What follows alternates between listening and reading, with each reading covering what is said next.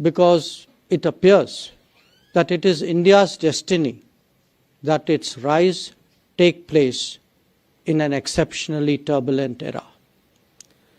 When I look back at my research on the evolution of a global order in the aftermath of a world war, it seems almost glacial in comparison to the mega changes that we are witnessing today.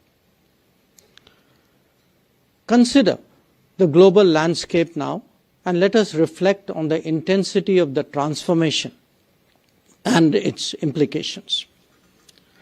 A third of global manufacturing has moved to a single geography, with attendant consequences for supply chains.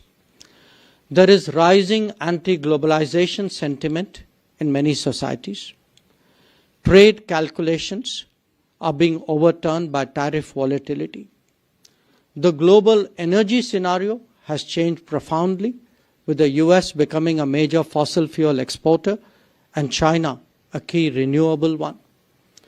There are competing models on the harnessing of data and the evolution of artificial intelligence which jostle with each other. Big tech has become a significant player in itself. New routes of connectivity are emerging, some of them with a strategic purpose. The mobility debate seeks to reconcile skills, demand, and social reactions to them. The application of sanctions, the seizure of assets, the advent of crypto, they have all today changed the face of global finance. Competition for rare earths and critical minerals has become visceral, even as technology controls have further tightened. The quality of weaponry and the nature of war itself has been transformed, making it more standoff, more impactful, and definitely more risk-prone. Now, the strategic consequences of such deep change across a broad swath of human activity occurring in such a short time frame is surely very profound. We see an erosion in sovereignty facilitated by tech penetration and manipulation.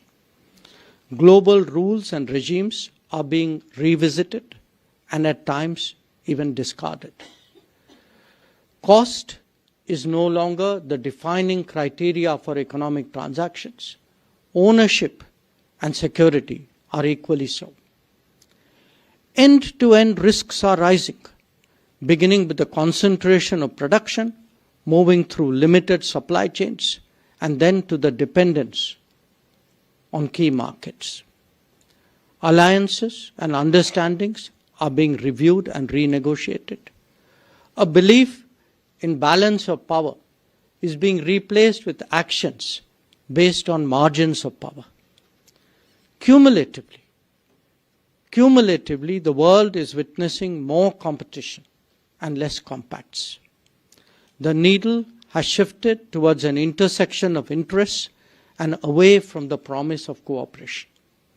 It is driven by the weaponization of everything, with less inhibition to use available tools. Now, all nations face these predicaments, but while a majority of them are struggling to cope or busy defending their interests, India has to strategize, and India has to continue rising amidst such volatility.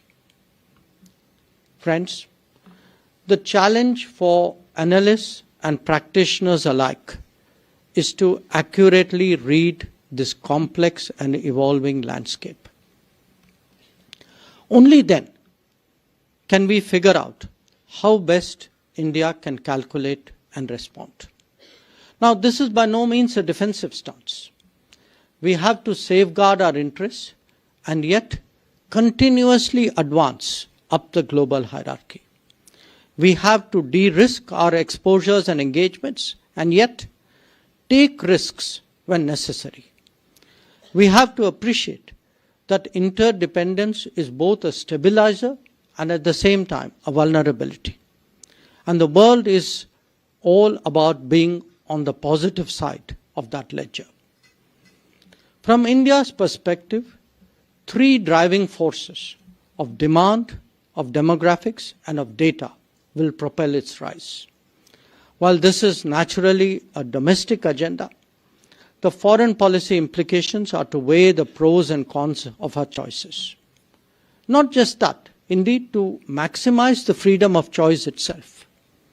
Along with that, we have to create the ideas, the concepts, the terminology, the explanations, and the narratives for the journey towards 2047.